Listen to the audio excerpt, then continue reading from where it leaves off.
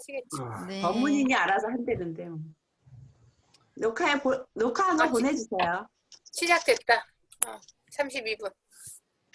네, 오늘 몇 주차인가요? 6주차죠? 네. 5주차인가? 네, 건강관리사 스쿨 시작해 보도록 하겠습니다. 네, 박수 치고. 네. 지난 시간에 한 거 기억하시죠?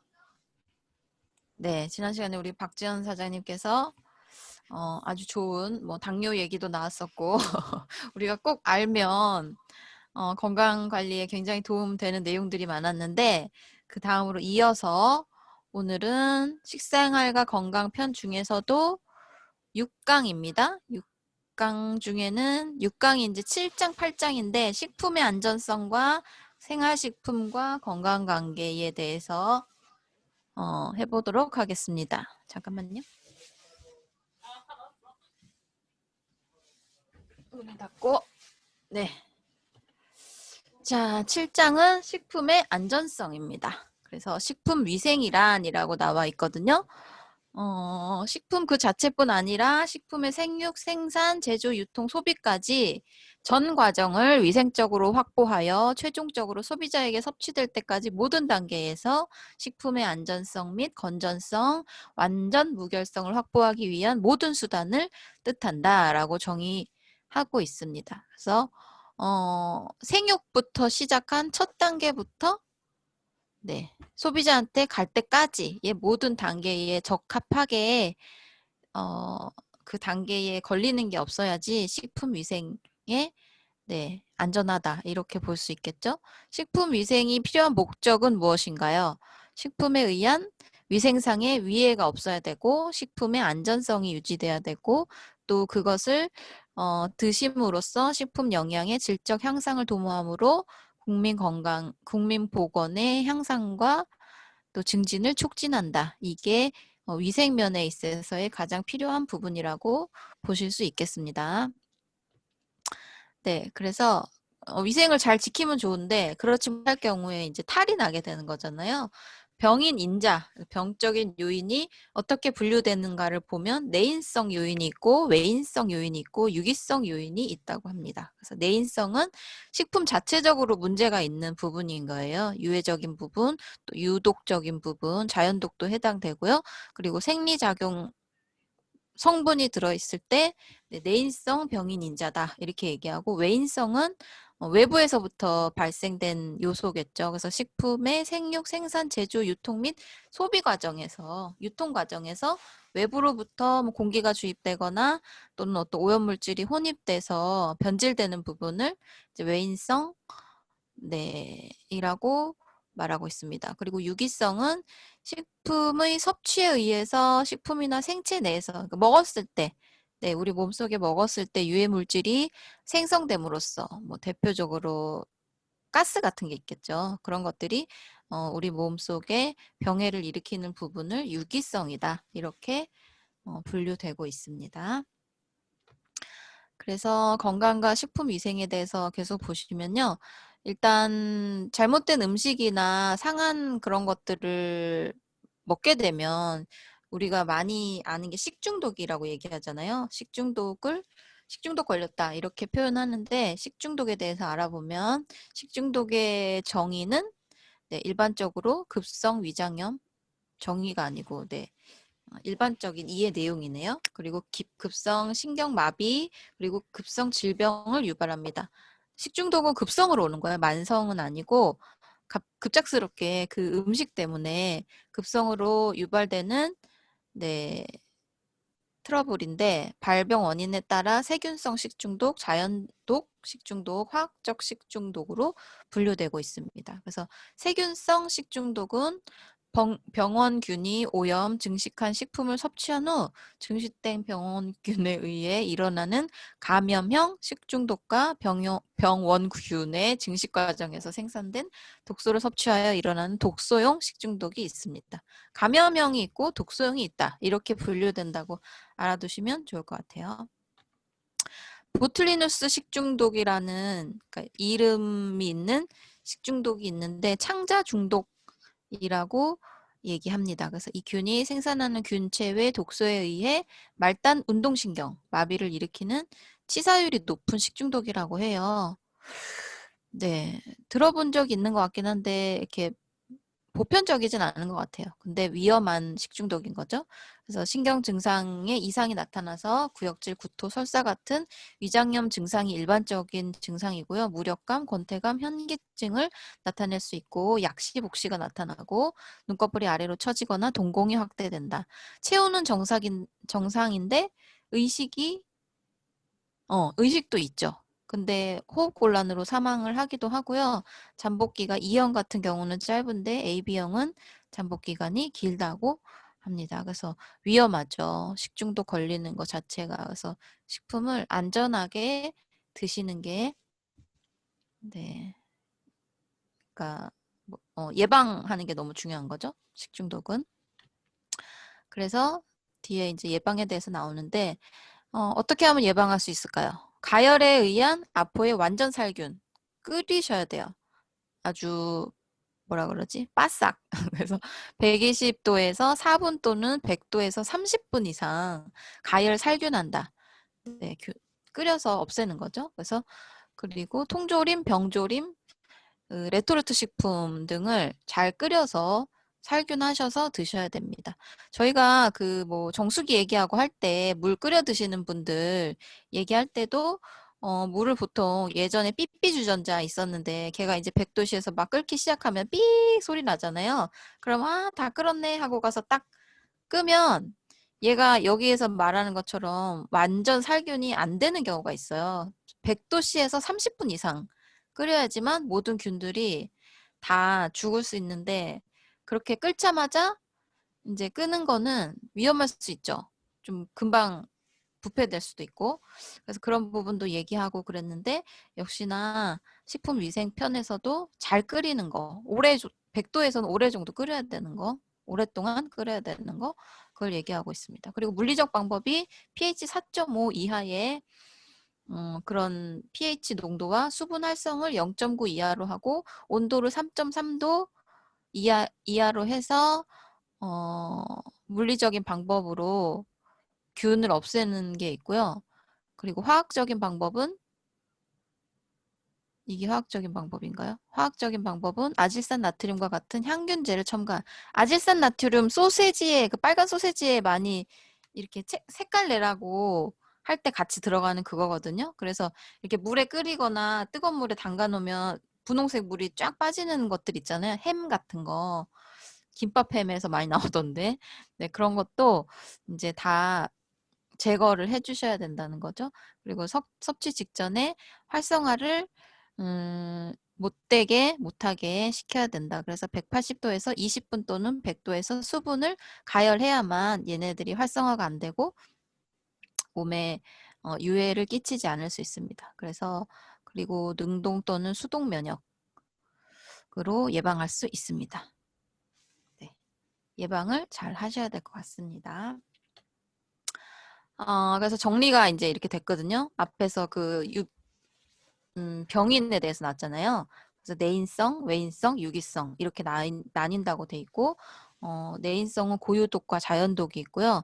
갖고 있는 고유독, 이 보통 보고독, 버섯, 바지락 이런 것도 독성이 있는 아이들이라서 좀 잘 가려서 드셔야 되고 잘 끓여서 드셔야 되고 그리고 생리작용 성분 그리고 미생물, 기생충은 예전에 제가 한번 했었는데 그런 부분인 거고 그리고 의도적 식품 첨가물을 집어넣음으로써 걔네들이 부패되고 산패되는 거를 방지할 수 있고요. 그리고 식품 첨가물, 이런 잔류 농약물이나 공장 배출물, 수은, 카드뮴 등이 있습니다. 그리고 가공 과정의 과오로 인해서 이제 실수가 있는 거죠. 그래서 좀 외부적인 요인으로 인해서 또 변질되는 경우가 있고 유기성, 물리적, 화학적 작용을 하는 경우도 있습니다.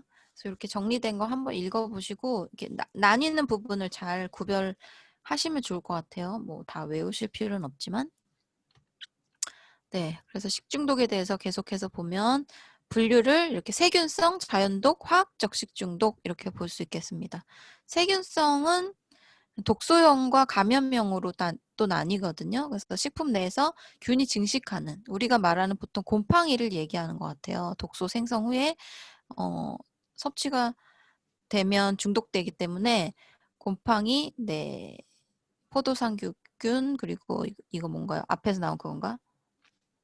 네, 보탈리누스균, 네, 그거고 감염형은 세균의 체내 증식에 의한 것입니다. 그래서 살모넬라, 병원성 대장균, 장염, 비브리오균. 여름만 되면 비브리오 이게 이제 뉴스에서 많이 나와요. 그 뭐 조개류 같은 거 드셔가지고 아니면 뭐 젓갈류 이런 거 먹었다가 이제 단체로 이제 식중독 걸렸다 이런 게 나오는데 그런데 그 아이들이 갖고 있는 세균성 감염원입니다. 그리고 자연독은 이제 식물은 버섯, 감자가 있고 동물은 보고가 있고요. 네, 그래서 보고는 이렇게 전문 자격증이 있는가? 아무튼 전문 손질하실 수 있는 그런 전문가들이 따로 있으시잖아요. 그리고 곰팡이성이 있고 그다음에 화학적 식중독으로 의도적, 비의도적.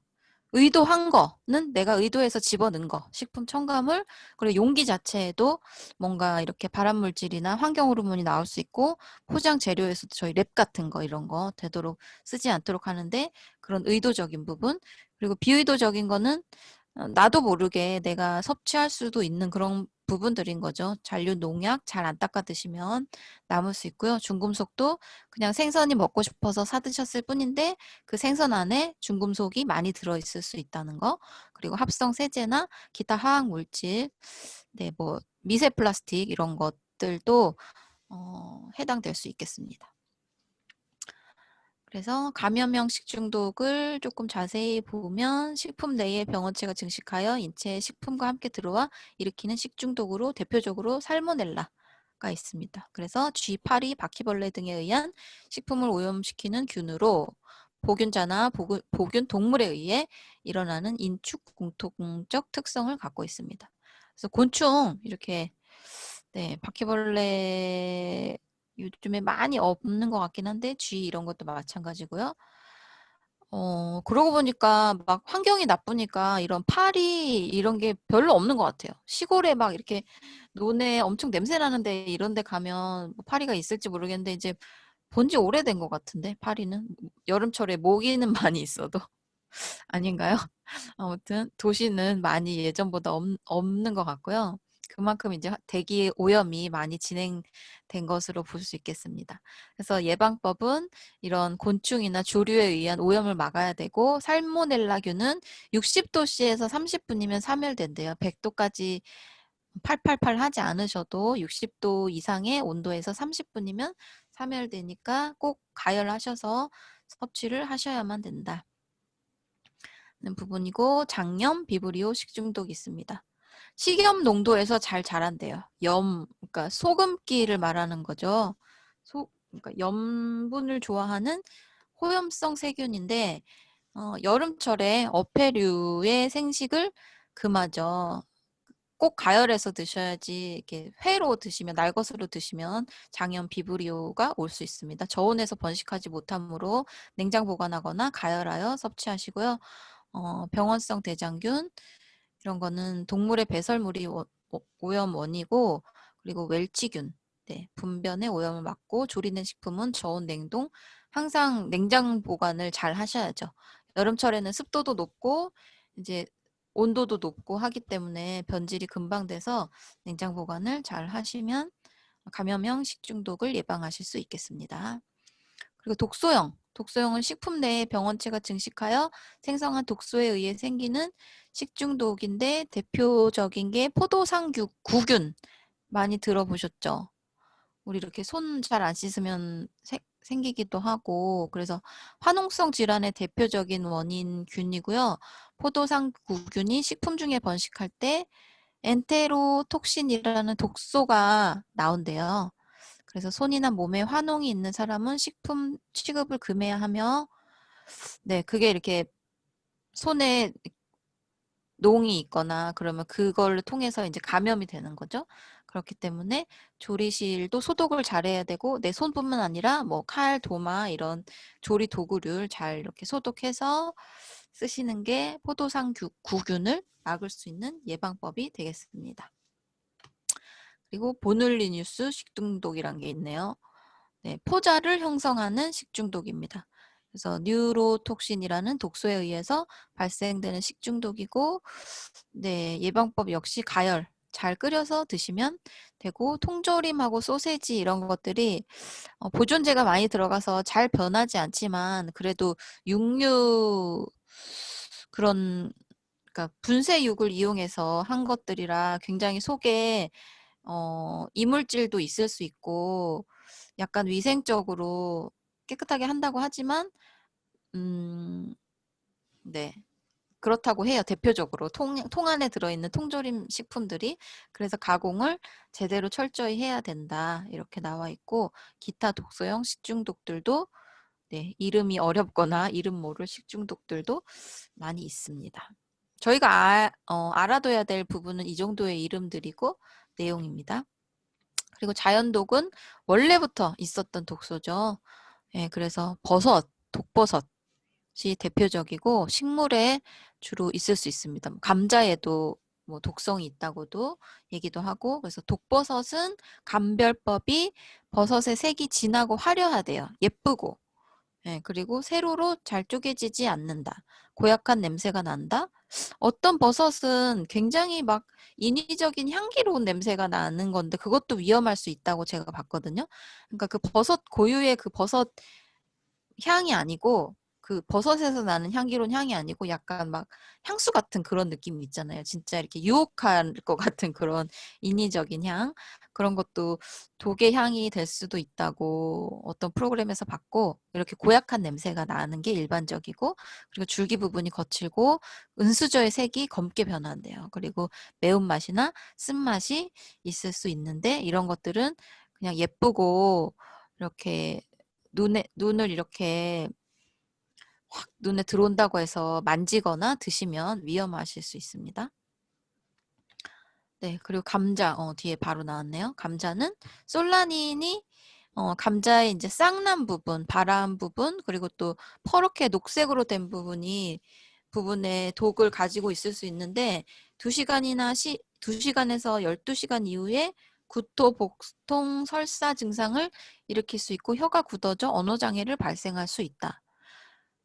저도 이렇게 퍼렇게 된 감자를 먹었는데 좀 떫기도 하고 약간 그러긴 했는데 뭐 이렇게 설사 증상을 일으키거나 그 정도까지는 아니었거든요. 근데 조금 연세 있으신 그러니까 어르신 분들 중에서 면역력이 약한 분들은 이렇게 감자만 잘못 드셔도 바로 이렇게 장염처럼 그런 증상으로 오는 경우를 제가 많이 봤거든요. 그래서 이것도 잘 도려내시고 만약에 싹튼 부분이나 녹색 부분이 있다면 잘 도려내고 잘 이렇게 조리를 푹 오래 하셔가지고 드시는 것을 권장드립니다. 그리고 기타 유독 물질은 독미나리, 청매, 피마자, 모카씨, 독보리, 미치광이 풀 이런 게 있다고 합니다. 네, 독성 물질이 옆에 같이 나와 있죠. 시큐톡신, 아미그달린, 리신, 고시폴, 네, 데무린, 아트로핀. 말이 어렵네요. 네, 이런 것들을 잘 먹는 거지만 유의해서 드시면 되겠습니다. 그리고 동물성은 이제 보거가 대표적으로 나오고요. 보거는 또 함부로 만지거나 드시면 안 되죠. 우리가 검증된 것만 드실 수 있는데 전문 요리사들에 의해서 독을 제거한 그런 보거 요리를 드셔야 됩니다. 그래서 독이 가장 많은 산란 직전에 특히 주의하셔야 되고 독 부위를 반드시 제거하고 네, 폐기도 또 철저히 해야 된다고 합니다. 네, 그래서 보거는 뭐 이렇게 가정에서는 막 이렇게 보편적으로 드시거나 볼 수 있는 그런 동물은 아니니까요. 생선은 아니니까 네, 많이 위험하진 않은 것 같아요. 예. 근데 이제 전문점이나 이런 어떤 잘 다루는 분 한테 가서 드셔도 조금 조심스러운 것 같아요. 왠지 저는 한번 복집에서 먹을 때 조금 네, 그랬습니다. 저의 개인적으로 경험이었고요. 그리고 조개류에 이제 중독될 수 있는 부분이 섭조개, 대합 이런 것도 독성 물질이 많이 있어서 잘 드셔야 되고요. 플랑크톤을 섭취한 조개류에서도 검출이 많이 되고, 네, 모시조개, 굴, 바지락, 고동.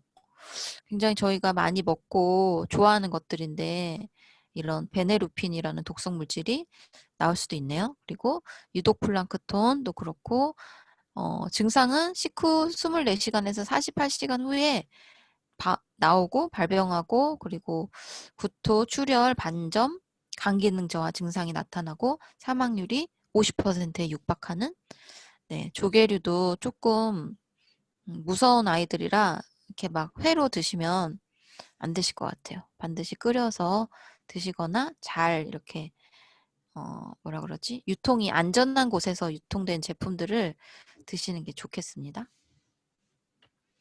네, 그리고 다음은 곰팡이성 식중독이 나오고 있습니다. 곰팡이 중에서 유독물질을 생성하는 경우가 많죠. 곰팡이는 눈에 안 보이기도 하지만 또 이렇게 많이 퍼지면 잘 보이기 때문에 식별이 가능해서 또 바로 폐기하고 이러실 수 있지만 그래도 여러 가지 중독 증상을 일으키는데 황변미 중독이 페니실리움 속에 푸른 곰팡이가 저장 중인 쌀에 번식하여 누렇게 되는 거를 말한다고 해요. 그래서 인체의 신장독, 신경독, 간장독을 일으킬 수 있습니다. 누렇게 뜬 쌀은 드시면 안 되겠죠. 그리고 맥각 중독, 보리, 호밀 등의 맥각균이네요. 맥각균이 번식해서 인체 역시 간장독을 일으킬 수 있고 아플라톡신 중독이 있습니다. 네, 아스퍼질러스 프라버스 곰팡이가 공유와 콩류의 침입, 인체의 간장독을 일으킨다. 그래서 저도 언젠가 검은 콩을 농사 지은 거야 라고 해서 이렇게 받아가지고 저희 파이토 프로틴통 깨끗하게 한번 이렇게 삶아가지고 프로틴통에 담아놨는데 뭔가 물기가 들어갔는지 이물질이 들어갔었나 봐요. 몇 달 만에 이렇게 냉장고에 안 넣어놨던 게 제일 큰 문제지. 열어봤더니 속에 이렇게 곰팡이가 너무 누운 것처럼 회 색깔 하얀색으로 확 이렇게 뒤덮여 있는데 너무 아깝더라고요. 주신 분한테 너무 미안하고 콩에도 이렇게 곰팡이가 심하게 끼는구나 이거를 제가 처음 그때 봤는데 네, 아무튼 관리의 오류로 인해서 그런 게 생겼을 때는 아깝다고 씻어서 드시면 안 되고 다 폐기하셔야 될 것 같습니다. 이렇게 신장과 간에 장에 또 독을 일으킬 수 있기 때문에 네, 그렇습니다. 그리고 화학적 식중독이 있는데 유해성 금속에 의한 식중독. 그래서 구리, 뭐 아연, 카드뮴, 납, 순 이거 우리 양자공명기 해보신 분들은 그 항목에도 나오는 거 아시죠? 그래서 식품 첨가물에도 들어있을 수 있고 식기 용기 이런 거에 많이 이렇게 검출이 되거든요. 그래서 증상은 위장 장애가 일반적이고 심하면 이제 바로 토해내시는 거죠. 그렇고 토해내면 그래도 몸 밖으로 뱉어내는 거니까 다행인 것 같은데 안에서 문제를 일으키면 그게 더 위험하겠죠. 그래서 구리, 아연 보통 증상은 거의 비슷합니다. 복통이 있고 설사를 하거나 그러니까 위로 뱉어내거나 아래로 뱉어내거나 우리 몸은 이제 독이 들어오면 뱉어내려고 하는 그런 증상이 있으니까 그런 해독작용이 있으니까 그래서 카드뮴, 납, 순 이런 것들 네, 화학적 식중독이라고 볼 수 있겠습니다. 용기에서 나오는 것도 굉장히 많아가지고 요즘은 또 뭐 비스페놀 이런 거 프리 이렇게 붙어가지고 용기도 굉장히 잘 나오고 하지만 잘 쓰셔야 될 것 같아요. 네. 그런 거 여러 가지 이런 조리 도구 이런 것들 그런 게 잘못 사용되거나 뭐 기준치를 넘어서 만들어질 때 들어갔다거나 이런 경우에 이런 이렇게 불에 끓이고 막 해서 국자 같은 거 국에 같이 넣어서 끓이시면 안 되죠? 특히 막 플라스틱일 때도 막 같이 넣고 끓이시는 분들도 있으시던데 절대 안 되십니다. 뭐 스텐도 마찬가지고 국은 국만 끓이셔야지 조리도구를 꽂아놓고 끓이시면 안 돼요. 저도 예전에 살림을 못할 때 지금보다 더 못할 때 그랬던 적이 있어서 네, 반성합니다. 네, 그리고 농약에 의한 식중독이 있습니다. 유기인제, 유기염소제, 비소 화합물로 나뉘고요. 그러니까 농약에 묻은 식품을 드시면 식중독을 당연히 일으키겠죠. 근데 신경에 문제를 일으켜서 무서운 것 같아요. 그래서 신경 증상을 일으키고, 그러니까 저희가 인산염 이런 거 이제 많이 들어보셨잖아요. 암에 이제 하시고 미팅 하실 때 그 인이거든요. 그래서 인 성분이 들어있는 게 들어가면 네, 신경 증상, 혈압 상승, 근력 감퇴 이런 거를 일으킬 수 있고, 예방은 네, 흡입을 주의하셔야 되고요. 반드시 과체류를 세척해서 드셔야 되고, 수확 전 15일 내에는 살포하면 안 되는 걸로 돼 있으니까 이제 그거는 이제 뭐지?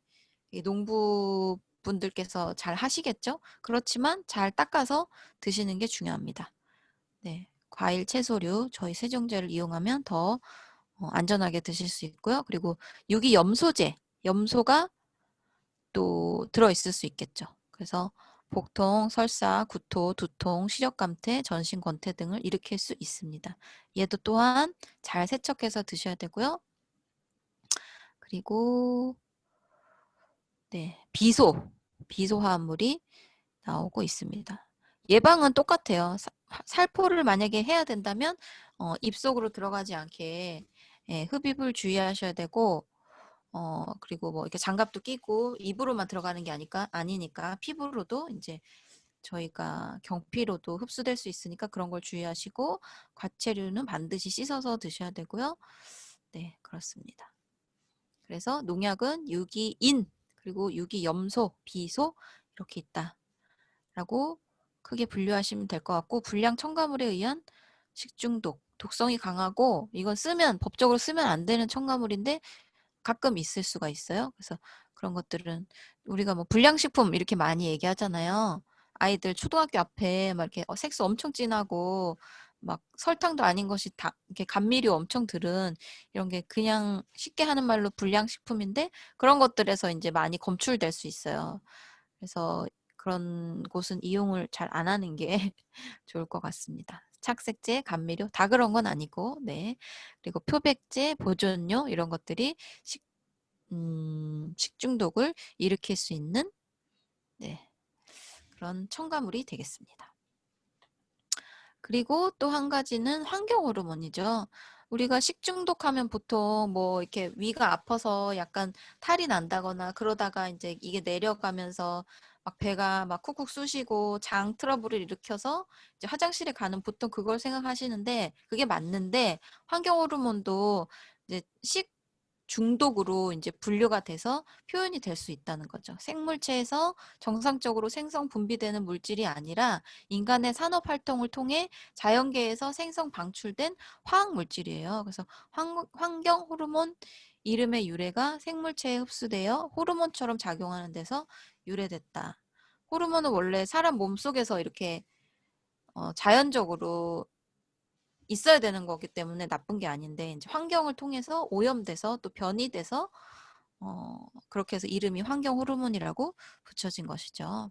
그래서 환경 호르몬에 대해서 보면 네, 종류가 이렇게 또 나눠져 있거든요. 그리고 사용처가 있고 유기주석이 있고, 또 유기주석류에는 폴리염화 비페닐, 발음이 안 되네, 있고, 다이옥신이 있고, 아트라진, 아미톨 뭐 이런 게 있고, 비스페놀 A 이런 게 있는데, 사용처가 어디예요? 선박 도료에 주로 이런 것들이 쓰인다고 해요.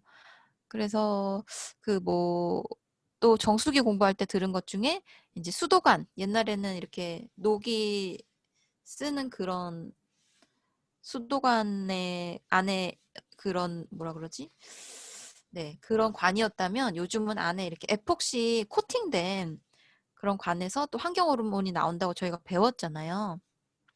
그런 것처럼 여기는 선박에 쓰는 이런 환경 호르몬이 나올 수 있는 네, 이런 이름을 가진 환경 호르몬의 종류입니다. 그래서 다이옥신 들어보셨죠? 고엽제, 쓰레기 소각장, 담배 연기에도 타르와 함께 검출된다고 해서 많이 알고 계시고, 제가 아까 그 용기 얘기할 때 말씀드렸던 비스페놀 A 이런 거 수지 원료로 쓰이고 있고, 또 살충제, 제초제는 이런 업종에 계신 분들이 잘 아실 것 같은데 네, 그리고 하긴 뭐 살충제는 뭐 모기 살충제나 이렇게 뭐 벌레 살충제를 가정에서도 쓰기도 하지만 성분을 보시면 이런 것들이 아트라진, 아미톨, 엔도살판 이런 것들이 벤젠 이런 것들이 들어 있거든요. 그래서 그런 게 환경 호르몬으로 검출될 수 있기 때문에 사용을 자제하시고 유의해서 쓰시는 게 좋겠습니다. 인체에 끼치는 영향은 어떨까요? 그러니까 변이 호르몬의 기능을 하기 때문에 호르몬 기능이 당연히 문제가 되겠죠. 여성 호르몬인 에스트로겐과 유사해서 내 몸을 교란시키는, 그러니까 헷갈리게 해서 문제를 일으키기 때문에 보통 여자들은 난임, 불임이 많아질 수 있고요. 남성도 마찬가지로 호르몬에 문제가 오면서 이제 생식기 쪽 문제 올 수 있고, 갑상선 호르몬, 또 인슐린 그런 호르몬이 균형이 맞지 않아서 농도가 떨어지고 그러면서 네, 뭐 당이라던가 이런 데 문제를 일으킬 수 있습니다. 그리고 아이들은 어른도 마찬가지지만 어른들은 이제 이 신경이 굉장히 예민해지고요. 아이들 같은 경우도 성장 발달에 장애를 일으키죠. ADHD 이제 많이 일반화가 됐는데 공격적이고 굉장히 과잉 행동을 함으로써 좀 이렇게 너무 분주하고 이렇게 네, 뭐라 그럴까요? 높낮이가 있는 것 같아요, 아이들이. 이렇게 좀 이렇게 표현을 뭐라고 해야 되지? ADHD 다 아시죠? 아무튼 그래서 애들이 이렇게 우울감이, 그러니까 조울증처럼 막 좋기도 했다가 나쁘기도 했다가 방방 뛰기도 했다가 울기도 했다가 이게 ADHD는 아니지만 그런 어떤 신경적인 반응도 많이 드러내고 또 분주하고 틱장애도 올 수 있고, 그리고 아동의 두뇌 발달에 안 좋은 영향을 당연히 미치죠. 환경 호르몬은.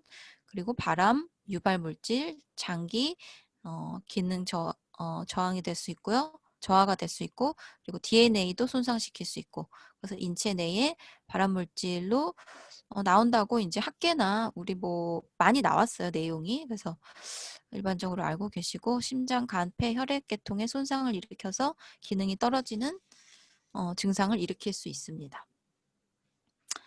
네. 여기는 많이 간 거고 딱 병명은 없는데 여기저기 아픈 분들이 호르몬 불균형이 굉장히 많거든요.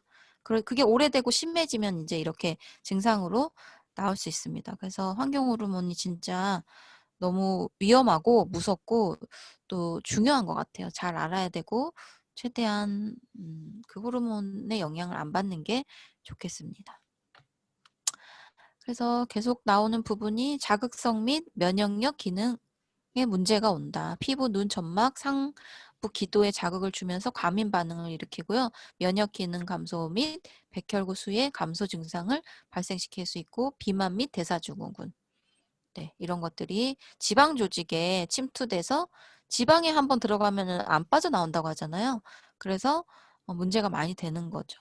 결국 저희가 디톡스를 하고 다이어트를 매년 이제 회사에서 본사 차원에서 하는 것도 이 지방이 많으면 문제를 일으키기 때문에 병의 원인이 되기 때문에 하고 있는데, 이런 것들이 환경 호르몬도 다르지 않다는 거죠. 그래서 유엔 환경 계획과 또 세계보건기구에서 800여 종의 화학 물질이 내분비계 교란을 일으킬 수 있는 물질로 나와 있다고 해요. 그래서 굉장히 많죠. 우리가 아는 것보다 더 800여 종이면 엄청 많은데 잘 분별해서 사용할 수 있도록 공부를 하는 게 중요한 것 같습니다. 예방하기. 어떻게 예방할 수 있을까요? 플라스틱 식기는 가능한 피하십시오.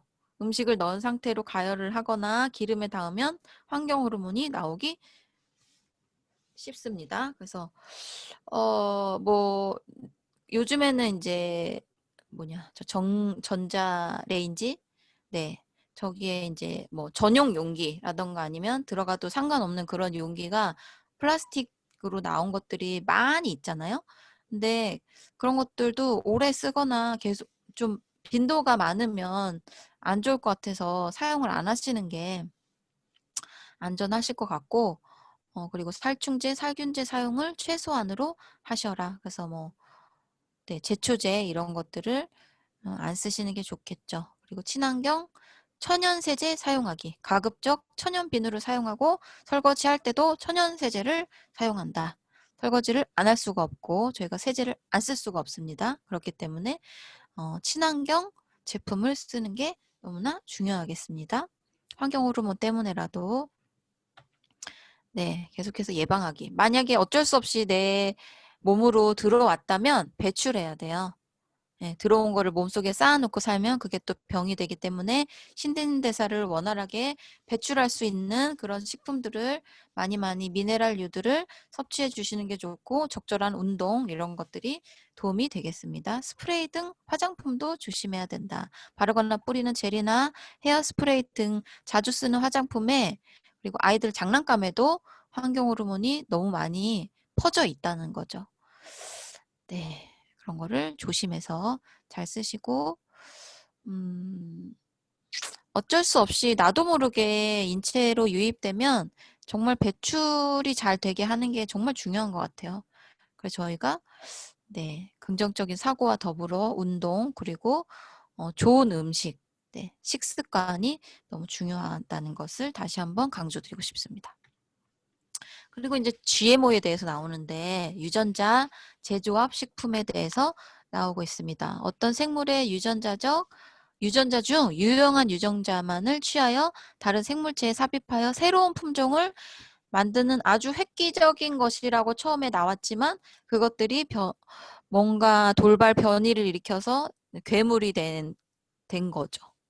이렇게 네, 말하자면 그래서 유전자를 인위적으로 이렇게 좋은 것만 따다 놨기 때문에 농작물 및 그것들이 재료로 만들어진 식품을 총칭하는 게 유전자 재조합 식품이라고 하는데 콩, 옥수수, 감자 뭐 등등등 50여 품목이 시중에 유통되고 있습니다. 근데 질병에 강하고 생산량도 많아가지고 식량난을 해소하는 데도 큰 도움이 되지만 심각한 환경 문제가 나타나고 농약을 과다 사용하고 이종 교배에 따른 생태계가 완전 꼬였죠. 그래서 문제가 많이 발생하고 있다. 라고 나오고 있습니다. 그래서 어디에 사용되는가? 식품 이외에도 가축 사료, 의약품, 오염 정화 기술 등 옥수수는 식품과 사료, 주사제나 질병 치료제, 백신, 호르몬 제조하는 데도 쓰일 수가 있대요. 그래서 콩 원료로 만드는 장류, 두유, 시리얼, 아이스크림, 과자, 빵, 카놀라, 알팔파, 사탕무가 원료가 되는 가공식품 일체에 들어갈 수 있습니다. 그래서 요즘은 시중 제품 보면 이렇게 뒤에 보면 GMO 원료가 들어갔을 수 있음 이렇게 써 있는 것들이 굉장히 많거든요. 어떤 제품은 되게 특이하게 그 GMO 부분을 또 이렇게 엄청 글씨를 키워서 나와서 눈에 확 띄어갖고 제가 여기는 뭐 이렇게 성실한 건가? 아니면 소비자의 알 권리를 위해서 일부러 더 다른 내용보다 크게 기재했나? 이렇게 생각이 든 정도로 있었는데, 잘 기재가 되어 있어요. 그래서 되도록 안 고르시는 게 좋겠죠? 네, 그래서, 네, 콩류, 그리고 의약품, 이런 건 뭐 저희가 골라서 쓸 수 있는 부분은 아니니까, 옥수수 관련된 식품, 이런 것들이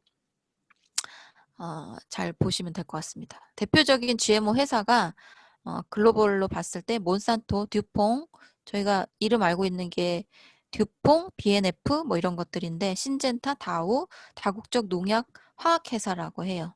듀퐁은 또 영화에도 나왔죠. 저희가 그때 봤던 네, 그런 거론이 되는 부분입니다.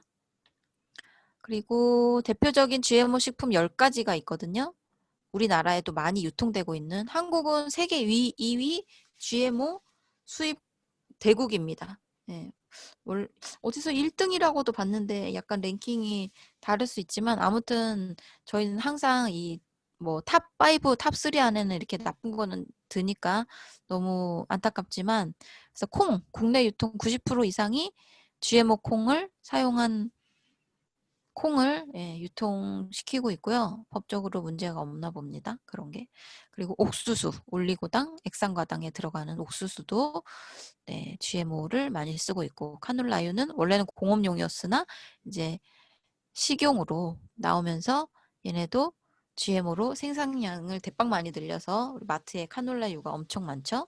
그리고 목화, 우유, 설탕, 아스파탐, 주키니, 호박, 옐로스컷이, 파파야 이런 것들이 네, GMO를 많이 쓰고 뭔가 요즘에 이렇게 제가 최근에 먹은 게 뭐더라? 토망고. 그러니까 토마토하고 망고를 이렇게 짬뽕 시켜가지고 엄청 토마토인데 토마토 그 고유의 맛은 없고 달아요. 완전 설탕에 절인 토마토 같은 맛인데 이제 이 교배 시킨 거겠죠?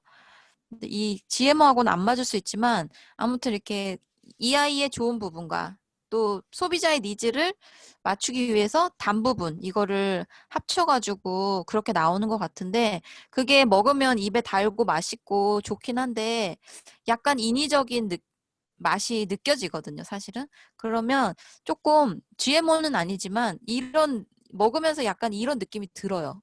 뭔가 이렇게 자연적인 게 아니고 인위적인 거잖아요. 인위적으로 이렇게 뽑아가지고 만들었으니까 토마토가 밭에서 이렇게 나와야 되는데 공장에서 나온 것 같은 그런 느낌이 들어서 많이 아무리 맛있어도 많이 먹고 오래 먹을 건 아니다. 이런 생각이 들더라고요. 그냥 이렇게 호기심에 사보긴 하지만 그런 것처럼 자연의 것이 이 자연이 주는 위대함을 우리가 감사하게 여기고 해야 되는데 자꾸 이 사람들의 욕심 때문에 이렇게 짬뽕되고 뭔가 네, 이렇게 추구하는 이런 것들이 안타깝습니다. 네.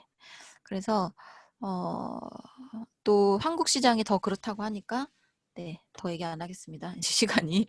그래서 유전자 변형을 일으키는 GMO가 무섭죠. 그래서 건강한 DNA는 이렇게 동그랗고 선명하고 색깔도 예쁘고 이런데 손상될수록 흐려지고 작아지고 모양도 찌글찌글해지고 파괴되고 이게 나만 문제가 되는 게 아니라 DNA는 유전이 되잖아요. 내 자녀, 그 자녀 어디까지 유전될지 모르는 그 부분이 무섭기 때문에 내가 각성을 잘하고 나부터 잘 이런 거에 좀 깨어 있어야 대대손손 건강할 수 있겠다. 이런 부분이 되겠습니다. 그리고 식품 첨가물에 대해서 이제 나오는데 식품의 외관, 향미 그리고 저장성의 향상을 위해서 비영양성 물질이에요. 영양은 하나도 없어요. 무엇 때문에 사용하는가? 식품의 변질 부패를 방지해주고 기호를 만족시켜주고 영양 강화를 목적으로 두지만 실질적인 영양은 없는 것이죠. 그리고 식품의 제조에 필요하고 식품의 품질 개량 및 보존 유지에 필요한 것이다. 그래서 화학 합성품은 석유에서 추출한 네, 화학 물질이고요. 천연은 자연 소재를 원료로 하고 약품이나 바이오테크놀로지의 기술로 쓰일 수 있습니다. 첨가물 숫자는 1000종류 이상. 우리나라의 공식 허가된 식품 첨가물은 549종이라고 합니다. 그래서 종류가 이렇게 있어요. 제조할 때 쓰이는 부분, 가공할 때 쓰이는 부분, 보존제로 쓰이는 부분이 있는데 유화제, 껌베이스, 효소, 응고제 이런 것들이 제조 부분에서 식품 첨가물로 들어가고 가공, 강화제, 조미료, 감미료, 향료, 발색제, 표백제, 광택제가 있고 보존을 하기 위해서 유통을 시키려면은 유통기한이라는 게 필요하잖아요. 그래서 유통에 보존을 위해서 보존제, 살균제, 산화방지제, 방부제, 그리고 품질 유지, 향상제라는 것도 있습니다. 증가한 이유는 무엇일까요? 식품 첨가물이 증가한 이유, 운반, 보관, 진열, 살균, 보존 등이 필요하기 때문인 거죠. 그리고 외형 지상주의. 예뻐야 돼. 색깔이 확 이렇게 뭔가 구매 욕구를 일으켜야지 사람들이 사니까 예쁘고 반짝반짝하고 막 이런 게 필요한 거죠. 못생기면 싫어하나 봐. 못생겨야 더 맛있는데 먹는 건. 그리고 간단하고 편리한 인스턴트 식품. 다 돼 있는데 우리가 갖다가 끓이기만 하거나 뚜껑만 열어서 바로 먹을 수 있는 그런 것들이 이제 귀찮은 거 싫어하니까 이런 식품들은 첨가물이 꼭 필요하죠. 근데 위험하다는 거죠. 그래서 물건 구입할 때 주의해야 될 부분이 표시를 보고 선택하시고요. 첨가물 이런 것도 좀 굵직굵직한 것들은 알아두시면 좋고 요즘은 이렇게 제품의 앞에 뭐 무첨가 뭐 6개 무첨가 뭐 무첨가 이렇게 해서 막 표기도 잘 돼 있거든요. 되도록 잘 보시고 사시면 좋고요. 해독 작용이 있는 식품을 섭취하셔라. 야채, 과일, 식물 내재 영양소, 아미노산, 비타민 B군의 식품이 해독을 우리 몸의 대사를 잘 되게 해주고 해독을 도와주니까 여기는 꼭이라고 안 돼 있지만 꼭 드셔라. 우리가 여기 많이 들어봤죠? 식물 내재 영양소 뭐예요? 예, 더블 X. 아미노산, 단백질, 비타민 B군, B 플러스, 이스트 B 이런 것들을 이런 보존제가 들어있고 이런 합성 첨가물이 들어있는 것들을 먹을 수밖에 없다면 같이 꼭 드셔주셔야 돼요. 그리고 수입 식품에 이제 주의해서 수입에는 아무래도 바다 건너서 오는 것들이니까 방부제가 엄청 많겠죠. 그런 것들을 주의해서 드시면 되겠습니다. 인체에 대한 영향은 식품 첨가물이 인체에 대한 영향은 암을 증가시키고 네, 장래 태어나는 아이들에게 영향을 미치죠. 3세대 후에 그 영향이 나오는 식품 첨가물도 있대요. 그리고 칼슘의 흡수를 저해시켜서 우리가 뭐 이렇게 pH나 혈액의 pH나 뼈 이런 것들을 정상적인 기능을 못하도록 굉장히 네, 영향을 줄 수 있습니다. 그리고 이제 기능 앞에는 식품 첨가물이고 기능식품에 대해서 나왔는데 기능성 식품에 의해 사람의 건강에 유효하게 작용하도록 설계가 되어 건강의 유지 증진, 질병의 방지 등을 목적으로 하는 식품입니다. 식품보다는 의약품인 분말, 캡슐, 환 형태로 나타내는 것으로 주로 식품 원료에서 유용성 성분을 농축 및 추출 정제한 상태라고 볼 수 있습니다. 영양적 가치 이외에도 개인의 건강이나 신체적 활동, 정신 상태 등에 긍정적인 영향을 줄 수 있는 식품이나 식품 소재로 정의 내리고 있고요. 질병을 예방하거나 호전시키는 식품이 건강 기능성 식품이에요. 건강 식품이 있고 건강 기능성 식품이 있는데 두 개는 다릅니다. 일반 식품과 기능성 식품은 아주 많이 다르거든요. 그거를 구별할 수 있으셔야 되고요. 기능성 식품, 기능을 하죠. 정말 기능을 하는 아이들이 기능성 식품이에요. 노화를 지연하거나 특정 질병을 예방하거나 네, 기전을 향상시키거나 이런 기능이 있는 식품이 기능성 식품입니다. 종류가 뭐가 있을까요? 식이섬유, 올리고당, 유지류, 펩타이드류, 네, 올리페놀류, 키틴, 키토산 이런 게 있죠. 올리고당은 이제 설탕 대신에 네, 효과와 맛을 개량하고 충치를 예방하고 이럴 수 있고요. 유지류. 불포화 지방산이 있을 수 있고 그리고 펩타이드류, 타우린, 그리고 폴리페놀은 차에 많이 들어있고요. 그리고 키틴, 키토산은 게나 새우류, 각각류 껍질에 있는 기능성 식품인 거죠. 우리가 그냥 식품으로는 먹기 어려우니까 네, 식품으로 기능성 식품으로 이렇게 시중에 나와 있습니다. 건강보조식품은 의약품은 아니면서 질병의 예방과 치료 기대를 갖고 섭취하는 식품이에요. 먹으면 반드시 내 몸에 맞는 거를 복용량을 지켜서 꾸준히 드시면 반드시 호전되고 예방하실 수 있습니다. 기능식품은. 그 믿음을 갖고 드시는 게 중요하다고 나와 있습니다. 그리고 식품위생법에 규정된 건강보조식품의 유형이 이렇게 6가지로 되어 있어요. 액상, 페이스트상, 분말, 과립, 정제, 캅셀.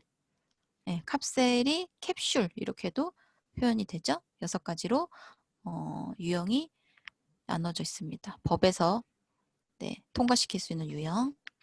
네, 그리고 생리기능병 기능별 구분이 생체 조절 분야, 질병 예방 분야, 회복 분야, 노화 억제 분야.